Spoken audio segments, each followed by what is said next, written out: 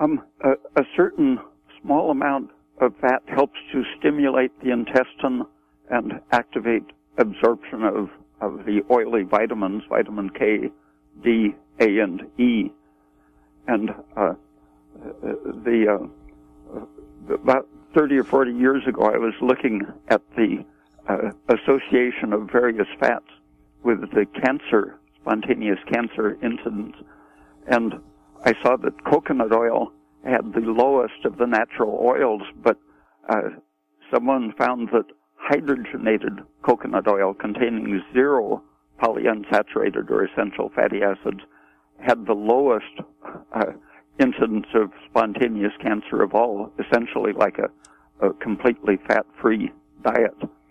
And so the fact that the even 2 or 3% of polyunsaturated fats in butter and coconut oil, the fact that that accumulates because our muscles, for example, quickly oxidize the saturated fats, and preferentially we store the more water-soluble polyunsaturated fats.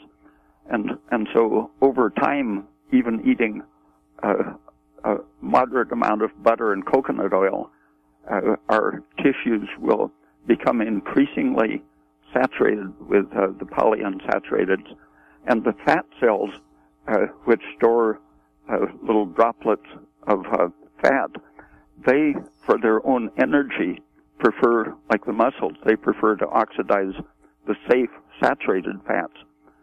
So our fat tissues with age become more and more concentrated with a relatively pure polyunsaturated store of fat.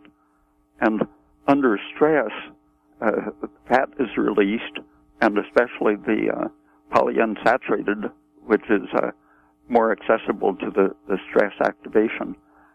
So with age, stress becomes more harmful because you've stored up more of the polyunsaturated fat. So since we can make all of the saturated fats, palmitate, stearate, and we can desaturate stearic acid to make oleic acid and our own series of polyunsaturates, I think it's best to get as much sugar and starch in your diet, preferably